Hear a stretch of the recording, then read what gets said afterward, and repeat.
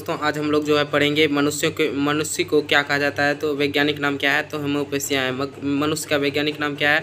तो होम्योपैथिया है। मेढक को क्या कहा जाता है? राना टेंगरीन कहता है। राना टेंगरीन कहता है। कैट को फिल्स डोमेस्टिक कहता है। कुत्ता बिल्ली को कहा जाता है फिल्स डोमेस्टिक कहा जाता है। उसके बाद कुत्ता को कहा जाता है कैनेल फेमिलिया कहा जाता है। गाय को कहा जाता है बोस इंडियस कहता है। मक्खी को कहा जाता है मेस्का डोमेस्टिका। उसके बाद यह मक्खी को क्या कहा जाता है? Moscow domestica. हाउस फ्लाई कहता है। मैंगो को कहा जाता है मैंगी फ्रेया इंडिका। उसके बाद धान को राइस यानी क्वाजा सेटिवा कहा जाता है। गेहूं को वीट यानी कि इसे ट्रिमा एरेस्टिव कहा जाता है। उसके बाद मटर को कहा जाता है पुस्टम एरेस्टिव कहा जाता है। चना को कहा जाता है ग्रेम केसर एरिटोनियम। उसके बाद सरसों को कहा जाता है बेरिस्का कंपेरेटिस। आगे देखते हैं दोस्तों। जीवों का वर्गीकरण अरस्तु के समस्त जीवों को दो समूह में विभाजित किया था। अरस्तु जो था जीव जंतु के समूह को वनस्पति समूह कहा जाता है। लिनियस ने अपनी पुस्तकों में सिस्टम नेचर के संपूर्ण जीवधारियों को दो जगत एवं पादप जगत को प्लांट एवं कैंडोम वे जंतुओं को जगत एवं एनिमल किंगडम में विभाजित किया। लिनियस वर्गीकरण की प्रणाली की शुरुआत की है उसी के आधुनिक वर्गीकरण प्रणाली में नींव पड़ा है। इसीलिए इसे आधुनिक वर्गीकरण का पिता फादर ऑफ मॉडर्न टैक्सोनॉमी कहलाता है। जीवधारियों की 5 जगत है जैसे कि 5 किंगडम क्लासिफिकेशन ऑफ ऑर्गेन। परंपरागत द्विजगत एवं वर्गीकृत के स्थान अंतः हिटर एवं विंट्रेकर द्वारा सन 1969 को प्रस्तावित 5 जगत प्रणाली के लिए लिया गया।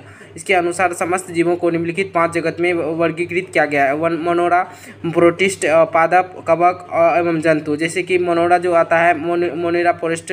उसके बाद पोरोस्टो को पोरोस्टिया में आता है। पादप को प्लांट एवं कवक को फंगी कहा जाता है। जंतु को एनिमल के तहत रखा गया। तो मनोरा कैसे कहा जाता है? मनोरा जो है देखते हैं ये अगला यहाँ पे देख सकते हैं। मनोरा इस जगत के सभी प्रोटोटिक जीव है अर्थात जीवाणु साइनोबैक्टीरिया तथा आर्के बैक्टीरिया सम्मिलित किए जाते हैं। तंतु में जीवाणु इसी जगत के भाग हैं।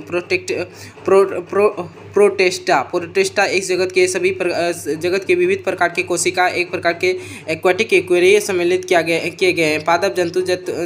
पादप एवं जंतु के बीच स्थित युग्म इसी जंतु में यह 2 प्रकार के जीव को पद्धति दर्शाती है। सूर्य प्रकाश में स्वपोषण एवं प्रकाश के अभाव पर इतर पोषित का अंतर्गत साधारण प्रोटोजोआ आते हैं। पादप प्लैनेट्स इस जगत के प्राय सभी रंगीन बहुकोषीय एवं प्रकाश संश्लेषित पादप जीव सम्मिलित हैं। शैवाल मांस और पुष्पीय बीज पौधे इसी जगत के अंग है। कवक फंगी किसे कहा जाता है? इस जगत के यूकेरेटस एवं परपोषित जीवधारियों को सम्मिलित किया जाता है जिसमें अवशोषित द्वारा पोषण होते हैं। तब पर ये सभी इतरपोषी होते हैं। परजीवी अथवा मर्दपोषी होते हैं। इसकी कोशिका भित्ति काइटाइन नामक जटिल शर्करा बनी होती है। जंतु यानी एनिमल्स इस जगत के बहुकोशिकीय जंतु में भोजी और यूकेरेटिक्स उपभोक्ता जीव सम्मिलित किए जाते हैं। इसे मोटोवा कहते हैं। हाइड्रो जेलफिश, क्रीम, सितारा मछली, सरीप, उभयचर पक्षी, स्तनधारी जीव जगत के अंग।